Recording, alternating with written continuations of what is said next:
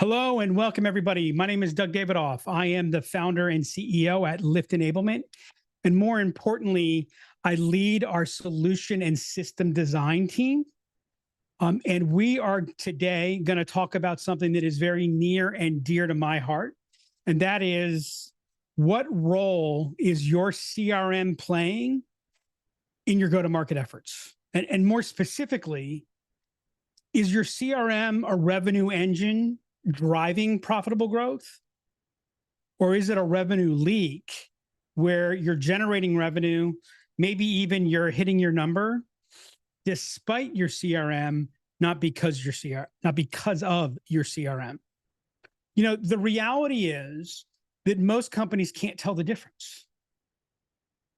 For most companies, 40%, their forecasting accuracy comes in at under 40%, which candidly isn't much better, probably isn't any better than just guessing what you're going to do. CRM implementations fail far more often than they succeed. They fail to deliver on the expected ROI and the business objectives that led companies to invest in CRM to begin with. I think that's one of the reasons why there's so much CRM fatigue out here. And literally millions of dollars are left on the table by companies every year because their systems aren't driving the right actions, the right insights, the right decisions, and the right behaviors to enable them to capture that revenue. Now, the good news is I'm going to talk today about some key things that you can do, some key things that anyone can do to start improving that and really positioning your CRM to truly be a revenue engine for your business. Now, this matters because when we look at companies and we compare those who are best in class, the top 20%, with the middle 50% and the bottom 30%, what we see are significant differences in team attainment of quota, individual sales reps achieving quota, percentage of companies improving their sales cycle times and their sales cycle efforts. And by the way, we think a lot about closing rate, but we don't think about the time that it's taking for us to close that business, a critical element in our revenue generation engine. And most importantly, even the middle tier companies are seeing degradation in their sales cycle time on a year-over-year basis. Only the best of the best are generating real efficiency in their sales process. The question that I ask is, what do you have to do? What do you have to begin to do to be able to be in that best in class, to enjoy faster growth, greater predictability, and greater scalability? About 6.5 years ago, we invented the revenue acceleration framework. After years of studying and working with companies in the field and their go-to-market strategies, we were able to build a framework that really identified what were those companies that consistently achieve better results and better outcomes. What are they doing differently than the companies that are languishing or candidly working just as hard, but failing to generate the type of velocity and the type of outcomes that the best companies in their market segments were achieving? What we found at the fulcrum of this was the companies that grow consistently, companies that are driving year-over-year improvement on profitability, sales and revenue growth, cost of sales growth. Those companies not only have strong strategies, but they've got the tools, the structures, and the systems in place to translate that strategy into execution. And then further, they built the feedback loops to take what's happening in the execution, to translate that day-to-day performance and feed it back into their go-to-market strategy. Now, at the center of this, the center of driving the structure and approach to translate strategy to execution are the systems that you use. And there's nothing more central than the CRM that you're using. The CRM is central to translating your strategy to execution and to enable the data and insights to feed back to your strategy, enabling you to accelerate your performance. Now, when we look at CRM and we ask the question, why CRM? There are really three PowerPoints, three superpowers of strong CRM. When you look at the companies that have implemented CRM effectively and you say, what's different to the companies that aren't implementing CRM effectively? Those that are have a greater focus to drive proactive actions and decisions and ensure that more time and effort is spent on higher value activities. Simply put, they're spending more time on the things that matter, less time on the things that don't, than their comparison group. CRM has enabled them to build a strong end-to-end experience, both internally and externally, increasing both productivity. So we're generating more output from our people, and we're generating more throughput. That boils down to revenue per employee. And the third thing that strong CRM implementation enables is the ability to close the loop, creating greater insights into why you win, why you lose, and what you need to do to improve performance. You know, there's no question that the world that we live in today is more complex and more challenging than at any time in the past. We've got to operate faster. We've got to move more quickly, and we've got to do it with people, right? As much as we're talking about bots and agents today, at the end of the day, the performance of your people are going to determine what the outcome of your business is. And the reason that CRM is so important is if we don't have the discipline and clarity at the center of everything that we do, we can't centralize the systems that are needed. We can't build that centralized system of truth or that centralized source of truth to enable the type of decentralized decision-making and actions that need to take place on a day-to-day basis. You have strong structure and process in place with good CRM, allowing you to generate more context across more individuals. That's the real role of CRM, is how do we generate greater context and greater insights so that people can take the right action at the right time more than they did in the past.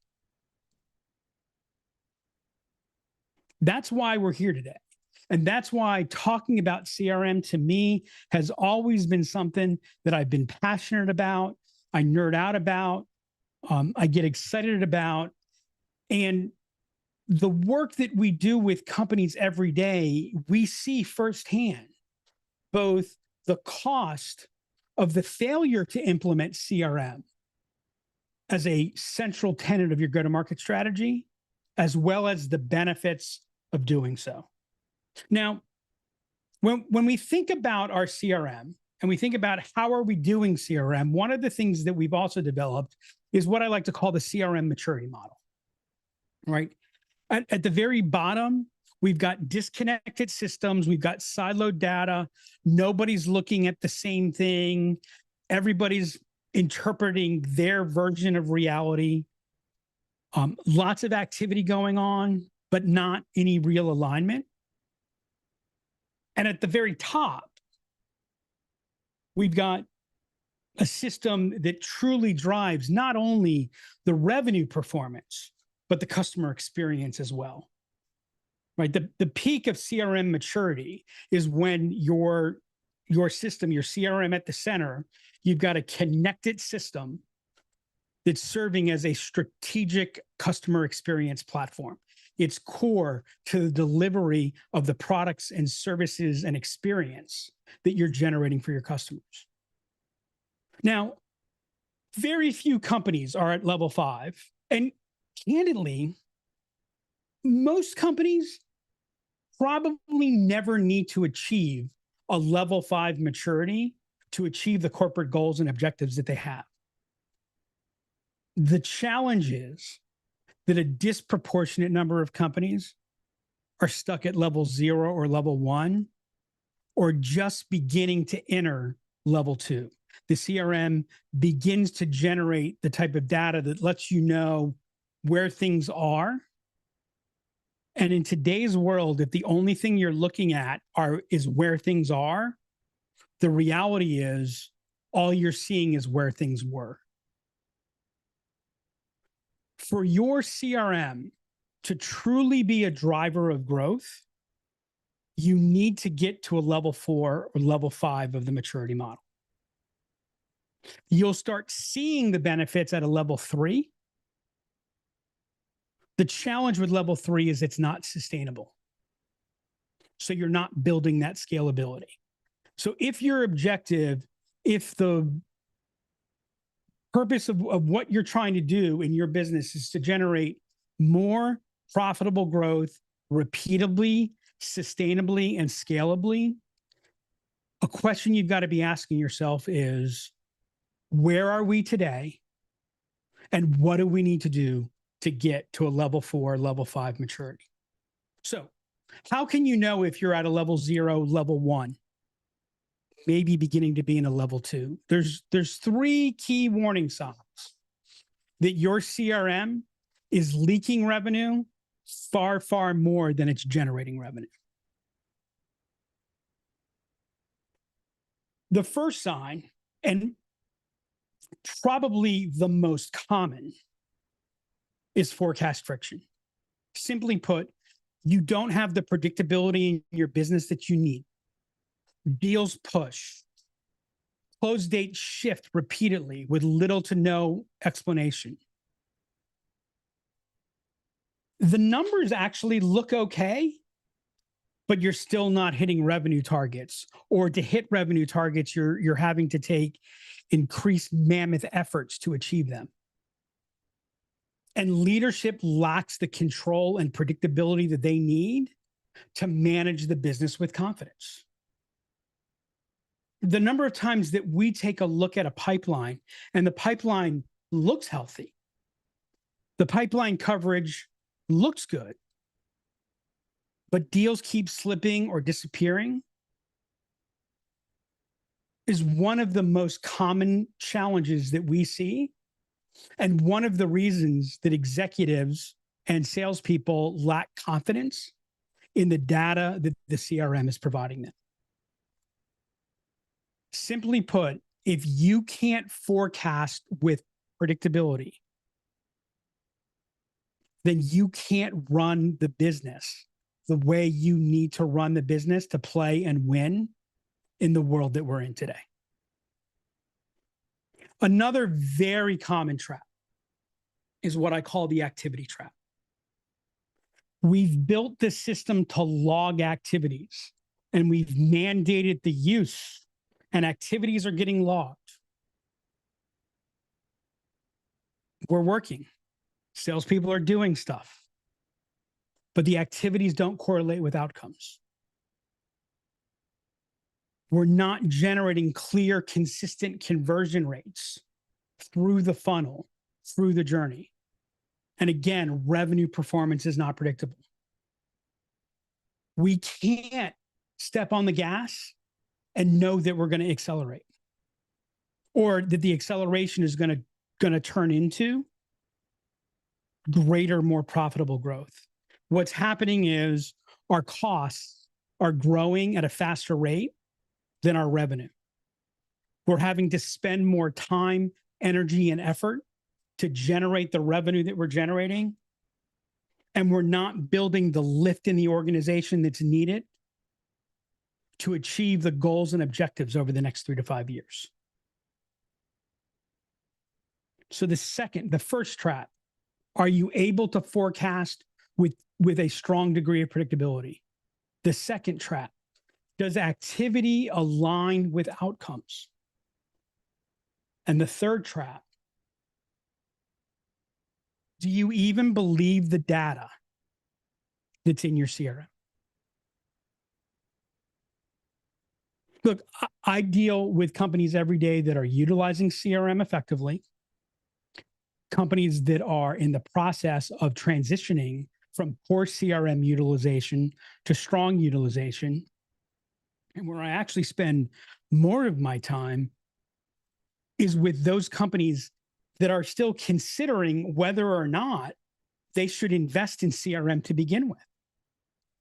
And the whole AI world has kind of driven this question: is CRM still relevant? Do I even need it? And what's underlying that question is there's no single place that business leaders can go to look at the data and to be able to trust it. The information exists, but it can't be found. It's not trusted, and therefore it's not acted upon. Right? If any of those three areas, and I could go on for another hour talking about warning signs, but I want to spend most of our time today talking about what do we do to fix it. If any of these things ring true for you, it is not that CRM isn't relevant for you. It's that your CRM or whatever system or non-system you're using to track your revenue generation efforts isn't structured correctly to drive the types of outcomes that you're looking for. Right? When we take a look at the root cause, the fundamental reason that CRM fails to drive revenue, we're going to see 5 key reasons. Number one is just the idea that, well, we have CRM. CRM is supposed to do that. And I call this the catch-22 of CRM. We build the CRM to log activities. We build the CRM to log information. We don't build it to use. Right? Having a CRM in place is not the same thing as driving revenue. 9 times out of 10, when I see CRM not working, the real reason, the real cause is there's a flaw in the underlying process. You've got to look at your revenue generation, your go-to-market processes before you look at your CRM, before you look at the platform. Technology doesn't fix broken methodology. If anything, it accelerates it. CRM reflects your process, good or bad. The third area is, in pursuit of flexibility, we've generated fragmentation. The CRM is just one complicated hornet's nest. We've tried to customize too much, and the system has become too complicated to use. Metrics that mislead, again, going back to activity-based versus outcome-based measurement. Activity-based versus outcome-based inputs, right? What we want the CRM to log are outcome-based activities, not just activities. And the final flaw is just a general alignment gap. The CRM is not structured the same for the entire team. Everyone's using it differently or not using it. There's no clear go-to-market strategy in place. There's no clear go-to-market strategy translated into the CRM. So what does this mean? Let me share the story of a company that we worked with a few years ago that was struggling with these very challenges that we're talking about today. They were a $250 million software company, not a SaaS company. They actually sold software to industrial-based companies. So their sales systems and structures and challenges mirrored more of a manufacturing and industrial company than they did a technology company. But they sold software. They were private equity owned. And the way that they generated most of their revenue growth over the previous 5+ years, I guess, I'm sorry, three years, was primarily driven by acquisition. So their revenue growth was driven more by acquiring companies than it was by adding customers or growing the customers that they were working with. Now, the good news is they were profitable. They were still strongly profitable. The problem that they were looking to solve was, what did they have to do to reignite the organic growth within their company? To be able to sustain their growth rate and achieve the type of valuation that they needed to achieve, they needed to reignite organic growth to complement the acquisitions that they were making. Upon a full analysis, so the first thing that we got hired to do was to do a full analysis of their existing systems and structures. And what we found was, from a CRM standpoint, they had actually built very strong adoption. Utilizing the CRM was not a choice. This was not a low adoption of CRM. The problem for leadership, and one of the things that led them to talk to us to begin with, was they felt like something was wrong, because if you looked at the numbers, everything except the final number, if you looked at the numbers in the CRM, they look pretty good. Everything said they should be achieving their goal. The challenge is, if they didn't acquire the next company, they weren't achieving the goal. Upon deeper analysis, we found a few things. Well, we found a whole bunch, but some of the top things that we discovered were that, first, the way they were calculating their win rate was based on the number of opportunities that they managed. And their win rate was running at about a 45% win rate.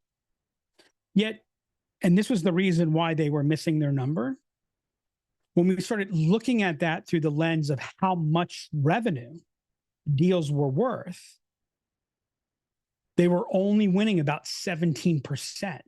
So their win rate went from a 45% win rate on the number of opportunities to a 17% win rate based on the dollar value of opportunities. They were winning smaller deals, right? The core deals, the main, and by the way, that was something that was sustaining for them. We were seeing that challenge growing for them, right? And part of the reason for that was smaller deals moved faster. The activity metrics that they had in place favored winning smaller deals over winning bigger, harder deals.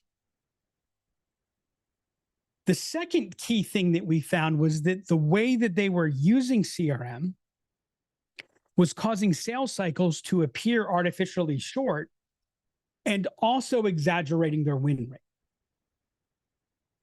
The key symptom that we found here was, we took a look at a deal aging report and found that closed one was the shortest deal aging that they had. Roughly, it was around 60 days, right? Given the level of complexity of what they were dealing with, 60 days was artificially short. We kind of knew that from the get-go. But further, their open deals were running over 100 days on average. And if you look at the closed lost deals, they were greater than 150 days. So what did this mean? Well, it meant that deals that were won a whole lot faster than deals that were lost. Part of that is the small deal problem that I talked about. But the other part of it is, reps weren't putting deals into the system until they were serious. So there was already a high disposition to buy for those that were going to buy. Then they were leaving the deals pretty much untouched. Looked good from a coverage standpoint, enabled them to talk about things when they did pipeline reviews and things like that. So one of the areas of analysis that we did was, we discovered there was a propensity of what we call zombie deals in the pipeline. deals that were showing live, but were already and for all practical purposes lost. What we found was a lack of business process clarity. Poorly defined stages was causing deals to get logged late in the process,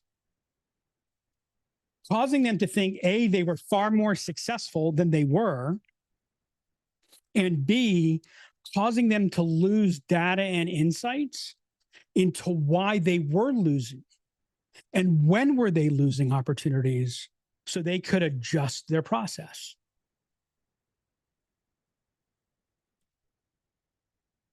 When we looked at their metrics that they came to us with, they showed over a period of time, they had generated over a 1 year period of time, they had generated 500 marketing qualified leads. But only 75 of those opportunities, only 500 of those marketing qualified leads became opportunities. And the vast majority of opportunities went to proposal. So of the 75 sales opportunities they generated, 50 went to proposal. When we finished our comprehensive analysis, what we found was that first off, they really didn't generate 500 MQLs. To meet the real definition of an MQL, they had only generated 375 MQLs. But 135 sales opportunities should have been logged. So they should have logged about twice the number of sales opportunities that they had logged. Again, a lack of discipline and operational clarity as to when deals should be created and why. And that whole aspect of logging deals late. And then further, based on the criteria that they had defined, only 45 of those opportunities should have been moved to the proposal stage. So what they had identified as a top of the funnel problem was really a middle to bottom of the funnel problem that was costing them $5 to $15 million a year in EBITDA, which for them meant they were losing $100 to $200 million of valuation because their CRM wasn't capturing the right information in the right way, because there wasn't alignment, and their CRM was leaking revenue rather than driving and powering revenue. So, what do we have to do to transform this problem? It's not easy, but it's actually relatively simple. 4 things. Number 1, strategic alignment. Does the CRM reflect how you actually go to market?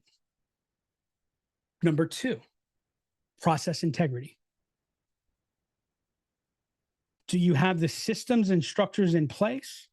And is the CRM aligned with that? Number 3, data you can trust. It's the quality of the data, not the quantity of the data, that matters. And number 4, adoption through value. Does using the CRM drive better outcomes and better results? Let's take a look at each of these pillars individually. Does your CRM reflect your actual revenue model? 3 powerful questions to ask. Are our pipeline stages tied to buyer decisions or to seller activities? One is going to move you towards driving revenue. The other is going to move towards leaking revenue. Can you answer the question, what's our real pipeline health, in under 60 seconds? Are you able to look at a single dashboard and know what's the status of your business? Or are you having to export and massage and calculate to figure things out?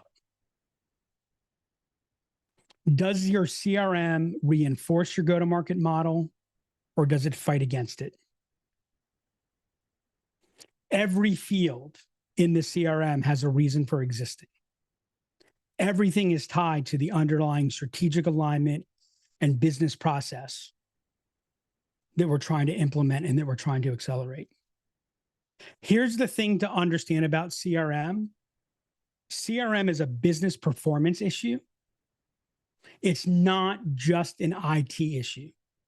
The CRM needs to be owned by the business line, not the IT department. Now, please don't get me wrong. That does not mean that IT should not be heavily involved, right? Your IT team is critical to the successful implementation of a connected system, connected platform. But when CRM is only owned by IT or only owned by a systems group that's an offshoot of, then it is highly unlikely that your CRM is going to be driving revenue, that your CRM is going to be an engine for growth. Your business lines, your sales leadership, your sales teams, your marketing teams, your customer service and success teams must be actively involved in the ongoing design, management, and maintenance of CRM for you to achieve the business outcomes that candidly you need CRM for.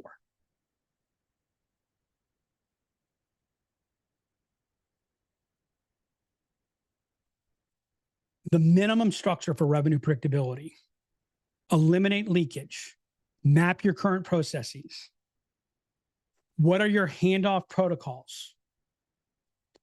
What is the full journey from awareness to interest to engagement to consideration to customer to post-customer?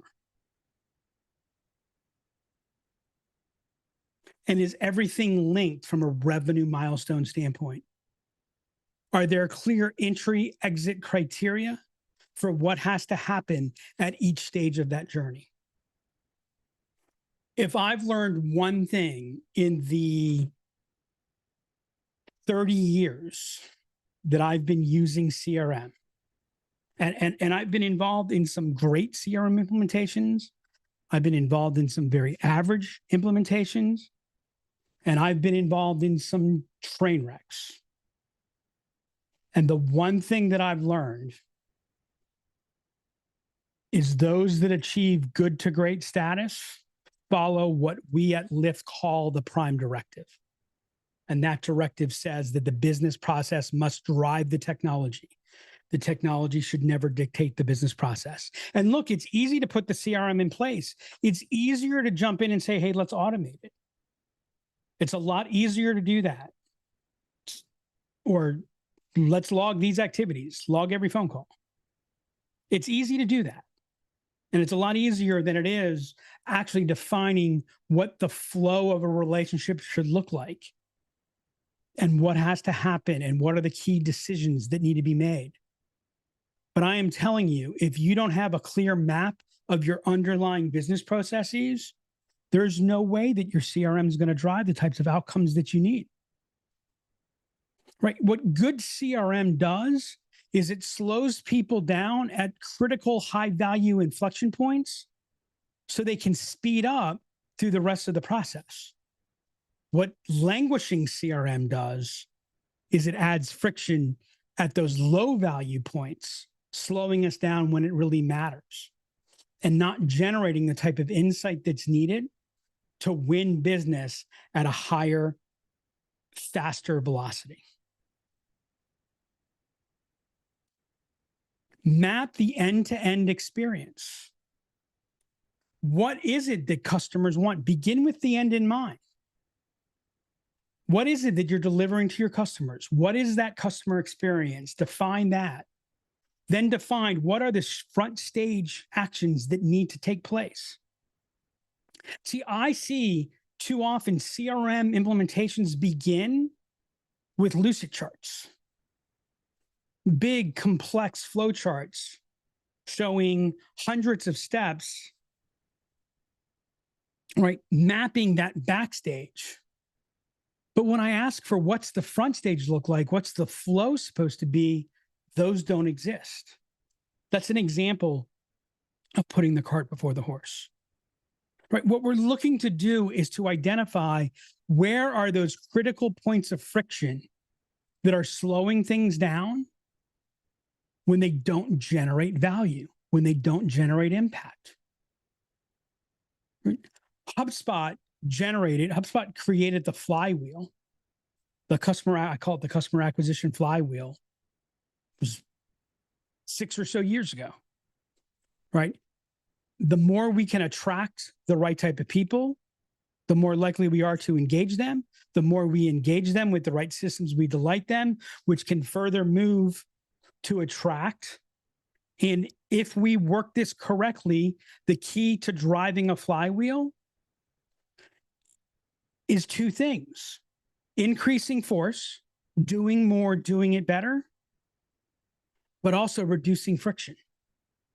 And it's only when you've mapped out your business process that you can really see where are the points of friction. Where are the things that matter? What are the critical gates that when we skip those gates, it decreases predictability, it causes a problem? How are we managing our customer experience so that our CRM is fully aligned to how we're going to market and can drive the next pillar of strong CRM? And that is, it generates data that you can trust. This is one of my favorite charts. This is one of my favorite slides because it really looks at what's the hierarchy of the data in the CRM, right? One of the things that we see is lots of attention gets paid to the bottom two, records and activities. Now, they're important because they're the foundation of the data that you can trust. But where we need to start the conversation is what are the decisions that we're trying to make so that CRM can put us into a position to get those insights, to make those decisions faster and with greater confidence. Right? It's not about having all the data. It's about, is the data correct? Is it current? Right? If half of your pipeline is a zombie, what insights are you generating? Is the data that you're getting actionable? What is someone doing because of this? By the way, that's one of the challenges that we see people go to, is that they go to reports or things too frequently. Right? What is the cadence for review to drive the outcomes that you're looking for? Is the data consistent? And does your team believe what they see? Can you trust the data?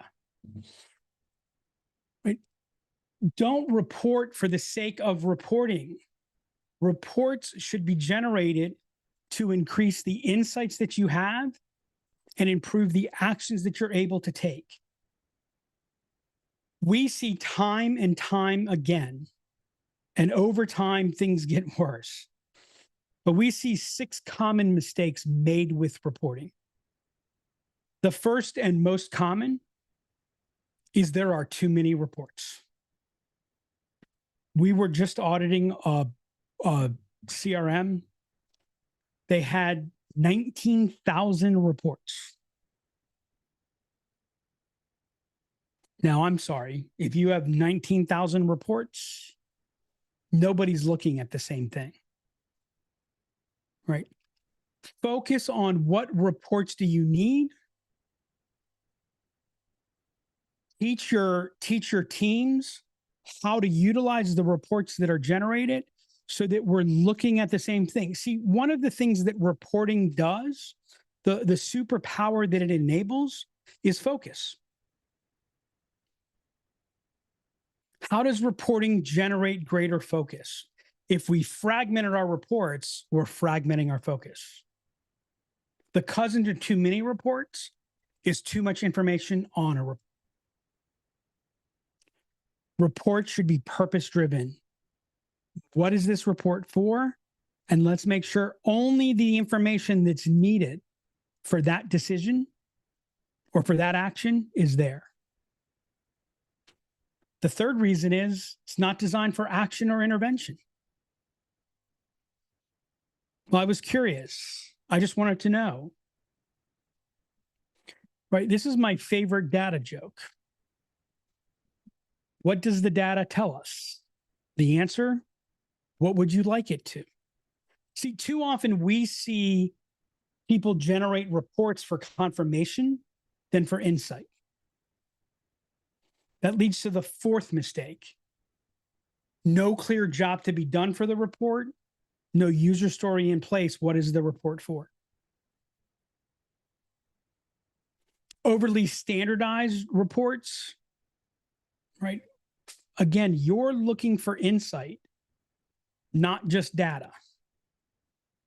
And the last mistake that we see is the convenience of generating a new report versus generating the insights, actionability, and what I should add there is accountability. Next time you're building a report or a dashboard, ask yourself these three questions. What is the problem or opportunity I want to elicit or highlight? What does normal look like? What does out of norm look like? If you don't know the answer to that question, unless the report is to define what normal is, if you don't know the answer to the question, what's normal versus out of norm, then you're not going to be able to generate the insights that you need to generate from the reports. And what is the action you're seeking insights for? Again, what are we looking to do with these reports?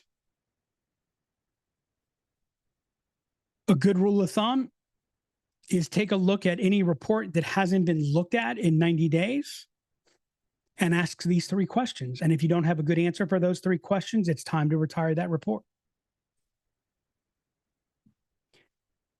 The final pillar is adoption through value. The question is not, are people using the CRM? It's, is the CRM helping people sell more and sell more easily? You can theoretically mandate utilization. You can mandate use. You can mandate the adoption, and you can enforce compliance. As I mentioned earlier with the company that I shared the case study for, they had adoption. They were required to use the CRM, and they used the CRM. But they weren't utilizing it the way the CRM should be used to generate the insights. So not only did we have to determine what were the insights that were needed, we had to make sure that the CRM became a value to their job. We had to make sure that it was core to how they went to market, core to how they sold, so that they were able to sell more by using the CRM than they would be not using the CRM. Build your CRM for use. And remember, the only way it gets used is when the juice is worth the squeeze. Right? What we want to do is build the genius. What the CRM enables us to do is to build genius into the system. Salespeople and service people today are stuck in a reactive vortex.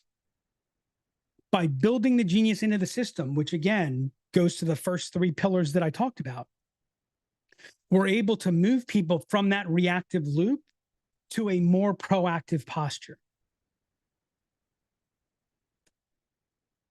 By clearly defining your business processes and aligning that to your CRM, I don't have to adopt CRM. I adopt business process. And every time I go into the CRM, I don't have to think about, okay, wait, what am I supposed to do? Where's this field? Build the CRM to be a command center.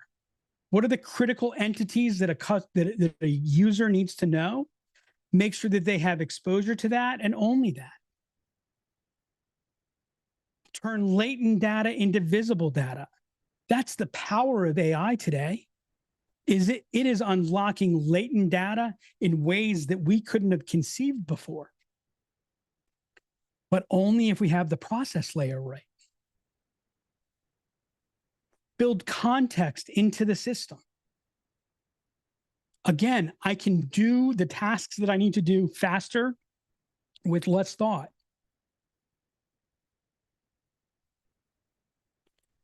Don't make me do work that's not valuable. And build tools into your CRM. Make the system usable. The way that I'm managing a deal, managing a client, managing a situation should be hand in glove to how the CRM is set up and structured.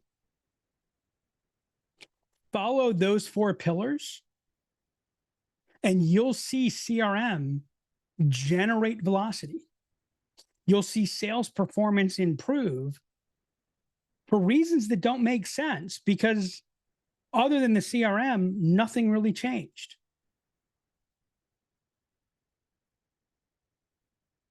Here's my advice to you. Do a 30-day CRM revenue audit.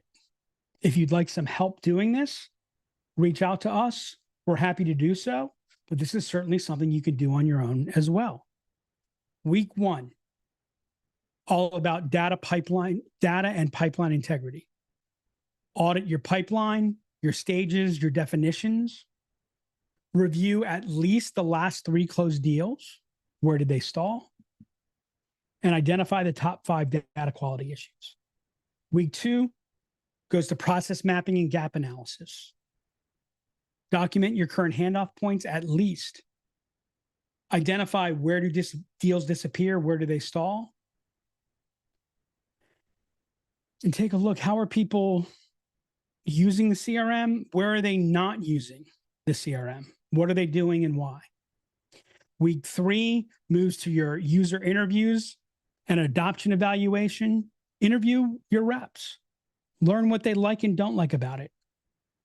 Identify what they do outside the CRM and assess value perception across various roles. That gives you the core that you need to develop a game plan to move your CRM adoption up the maturity model and align with leadership. 3 things you can do Monday morning. Pull your zombie pipeline report. Filter all open deals with no activity in the last 30 days. And ask yourself, if this were our pipeline, how would we be doing? Ask this one question in your next pipeline review. What did the buyer do last that moved this forward? And map one handoff. Another thing you can do to get a sense of what's needed, if you'd like to get a copy of the strategic CRM scorecard, reach out to us. Let us know. Or if you'd like to get a full checkup of your go-to-market strategy, take advantage of the revenue acceleration readiness assessment, ideal for companies with more than 10 salespeople. That is our show today. We've got some time. If anyone has a question, feel free to put it into the chat or to raise your hand. Otherwise, let me thank everybody for your attendance today. I know how valuable time is. Please, if there's anything we can do for you in the future, don't hesitate to reach out.